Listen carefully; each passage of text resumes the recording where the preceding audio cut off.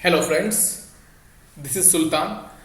Last video में हम लोगों ने नेशनल इमरजेंसी के बारे में डिस्कस किया और अभी इस वीडियो में हम लोग प्रेसिडेंट्स रूल के बारे में जानेंगे, जो कि इमरजेंसी में सेकेंड इमरजेंसी है। So let's begin. Article 356 again, जैसे हम लोगों ने इससे पहले देखा है कि article 352 gives parliament to amend to proclaim emergency, तो उसी तरह से आर्टिकल 356 भी पार्लियामेंट को यह पावर देता है कि वो इमरजेंसी लागू करे।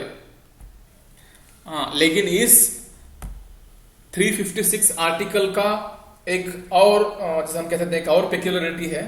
स्पेसिफिकली ये जो इमरजेंसी है वो पूरे देश में लागू नहीं होती, बल्कि एक स्टेट में लागू होती है, पर्टिकुलर स्टेट में लागू होती है।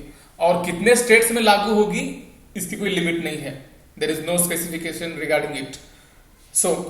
तो ये किसी पर्टिकुलर स्टेट के अंदर लागू करते हैं। एक्चुअली ये आर्टिकल 355 से शुरू होता है, जहां पर कॉन्स्टिट्यूशन में ये प्रोविजन दी गई है, it is a duty of a centre to ensure that the government of every state is functioning according to the constitution. यहां पर पार्लियामेंट को पावर मिलती है। कॉन्स्टिट्यूशन ये कहता है कि ये सेंट्रल गवर्नमेंट की रिस्पॉन्सिबिलिटी होगी कि वो हर स्टेट के ऊपर नजर रखे और ये देखे कि हर स्टेट कॉन्स्टिट्यूशन के हिसाब से काम कर रहा है। यहां पर ये आर्टिकल शुरू होता है। और अगर उनको लगता है कि कॉन्स्टिट्यूशन के हिसाब से काम नहीं हो रहा है, तो आर्टिकल 356 का इस्तेमाल करते हुए पार्लियामेंट या फिर हम कहें प्रेसिडेंट उस स्टेट में इमरजेंसी डिक्लेयर कर सकता है। क्या उसके कंडीशंस हैं, will see. President impose state emergency only in such cases. वो केसेस कौन से हैं? Constitutional machinery is failed. अगर किसी पर्टिकुलर स्टेट में कॉन्स्टिट्यूशनल मशीनरी फेल होती है, तो ऐसे केसेस में प्रेसिडेंट वहां पर एक पर्टिकुलर स्टेट में प्रेसिडेंट्स रूल या फिर इमरजेंसी लागू करता है। अब what does it mean by constitutional machinery? अगर हम कहें स्पेसिफिकली रिगार्डिंग द गवर्नमेंट, अगर असेंबली के अंदर, विधानसभा के अंदर गवर्नमेंट को उन्हीं के मेंबर का या फिर जितने मेंबर्स जरूरी है गवर्नमेंट एस्टेब्लिश करने के लिए, उन मेंबर्स का अगर सपोर्ट नहीं है, तो उस वक्त नो कॉन्फिडेंस मोशन लाया जाता है और फ्लोर टेस्ट करते हैं। और अगर उस फ्लोर टेस्ट में अगर गवर्नमेंट को सफिशिएंट मेजोरिटी नहीं मिलती, that is more than 50% of the MLAs support नहीं करते, तो ऑटोमेटिकली वो सरकार फेल हो जाएगी, वो सरकार गिर जाएगी। तो उस वक्त ये national specifically the president rule लागू किया जा सकता है। और दूसरी कंडीशन है not functioning according to the constitution. According to the constitution, जैसे मैंने अभी थोड़ी देर पहले कहा कि अगर पार्लियामेंट को लगता है कि किसी स्टेट की गवर्नमेंट कॉन्स्टिट्यूशन के हिसाब से काम नहीं कर रही है, तो ऐसे सिचुएशन में वहां पर प्रेसिडेंट्स रूल लाया जा सकता है। और थर्ड कंडीशन है आर्टिकल 165 के अंदर, whenever a state fails to comply with any direction from center।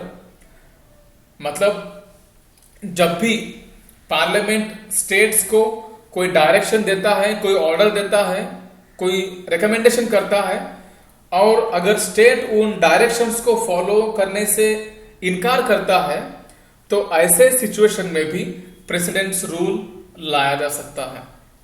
This are the 3 condition. इन 3 कंडीशंस में प्रेसिडेंट्स रूल लाया जा सकता है।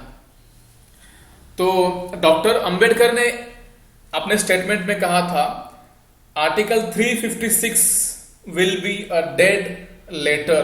उन्होंने कहा this will be a dead letter, सिर्फ ये नाम के लिए रह जाएगा।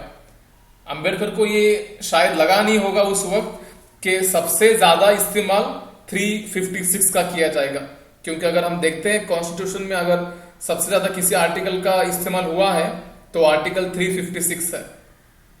वो हम आगे देखेंगे कितने बार इस्तेमाल हुआ है। अंबेडकर ने कहा कि हम लोगों ने ये प्रोविजन तो लाई है प्रेसिडेंट रूल की, लेकिन इस आर्टिकल का ज्यादा इस्तेमाल नहीं होगा। लेकिन जैसे ही दिस कॉन्स्टिट्यूशन वाज अडॉप्टेड, 1950 में हम लोगों ने कॉन्स्टिट्यूशन को अडॉप्ट किया, इमीडिएटली 1951 में उसके एक साल बाद ही पंजाब के अंदर प्रेसिडेंट्स रूल लाया गया। तो एक तरह से कह सकते हैं कि अंबेडकर के लिए एक तरह का झटका ही था, क्योंकि उन्होंने कभी सोचा नहीं होगा कि इतनी जल्दी इस आर्टिकल को इस्तेमाल किया जाएगा। 1951 और एक आरटीआई के हिसाब से ये मालूम हुआ है कि 1951 से लेकर अब तक 2016 तक article 356 that is presidents rule is used 115 times, 115 बार इस आर्टिकल का इस्तेमाल किया गया है। मतलब देश में 115 बार प्रेसिडेंट्स रूल लाया गया है। और इसमें अभी का उत्तराखंड केस हो या फिर अरुणाचल प्रदेश केस हो, इसको शामिल करके ही हम लोगों ने ये नंबर निकाला है 115। 115 बार अब तक, मतलब 100 से भी ज्यादा बार प्रेसिडेंट्स रूल का इस्तेमाल किया गया है। अब वो इस्तेमाल था या फिर गलत इस्तेमाल था, that is different thing. H V. Kamath जो कि कॉन्स्टिट्यूएंट असेंबली के मेंबर थे, एच.वी. कामत, उन्होंने अपने एक स्टेटमेंट में कहा, doctor Ambedkar is dead and articles are very much alive. उन्होंने कहा कि डॉक्टर अंबेडकर तो अब नहीं रहे, लेकिन उनके जो आर्टिकल्स हैं, स्पेसिफिकली आर्टिकल 356, वो बहुत एक्टिवली जिंदा है, बहुत एक्टिवली चल रहा है। तो इस तरह का हम कह सकते हैं कि ये एक क्रिटिसिज्म ही था आर्टिकल 356 को इस्तेमाल करने पर। नाउ अमेंडमेंट 42 अमेंडमेंट के अंदर इसमें कुछ चेंजेस किए गए थे और कहा गया था presidents rule is beyond judicial review. 42 amendment मतलब 1976 में अमेंडमेंट किया गया और कहा गया कि अगर किसी राज्य में प्रेसिडेंट्स रूल लागू होता है तो ऐसे सिचुएशन में उस प्रेसिडेंट्स रूल को जुडिशरी के सामने चैलेंज नहीं किया जा सकता, या फिर उसमें कोई पॉइंट नहीं होगा, क्योंकि हम लोगों ने ऑलरेडी कॉन्स्टिट्यूशन में ही चेंज कर दिया है। लेकिन इमीडिएटली जैसे सरकार बदल गई तो 44th अमेंडमेंट के तहत जहां पर दूसरा अमेंडमेंट किया गया, तो उस अमेंडमेंट में जो आर्टिकल 356 के अंदर चेंजेस किए गए थे, उन सभी आर्टिकल्स को डिलीट कर दिया और जो आर्टिकल पहले थे वही रखे। इसका मतलब जब भी किसी राज्य में प्रेसिडेंट्स रूल लागू होगा तो वो किसी भी कोर्ट में चैलेंज कर सकते हैं, किसी भी कोर्ट में चैलेंज या फिर जिसे हम कह सकते हैं कि जुडिशरी के सामने रख सकते हैं। Then again comes 1994 Bombay case. इस केस में भी वही हुआ। यहां पर सुप्रीम कोर्ट ने रूल किया पहली बार और कहा कि आर्टिकल 356 के बारे में अगर कोई स्पेसिफिक रेगुलेशंस नहीं है, कंडीशंस नहीं है, तो वो कंडीशन हम आपको बता रहे हैं। तो कंडीशन सुप्रीम कोर्ट ने बताया और जिसके हिसाब से president's rule is subject to judicial review. मतलब जब भी प्रेसिडेंट्स रूल लागू होगा उस वक्त जुडिशरी को यह अधिकार है कि वो उस जुडिशरी या फिर प्रेसिडेंट्स रूल को चेक करे कि वो वैलिड है या फिर इनवैलिड है। If found unconstitutional, court has power to restore the state government and revive assembly. तो फिर से अगर स्टेट में जो लागू की गई इमरजेंसी है वो अगर इनवैलिड साबित होती है, अनकॉन्स्टिट्यूशनल साबित होती है, तो ऐसे केस में सुप्रीम कोर्ट उसको वापस रिवाइव कर सकता है। सेक्युलर फीचर, अगर किसी राज्य में एंटी सेक्युलर पॉलिसी को लागू किया गया है तो ऐसे सिचुएशन में आर्टिकल 356 लाया जा सकता है।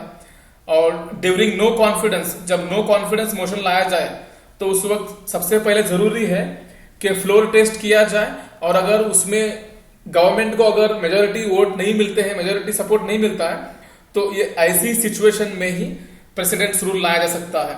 और article 356 is an exceptional power and should not be used all the time but occasionally, that is the thing.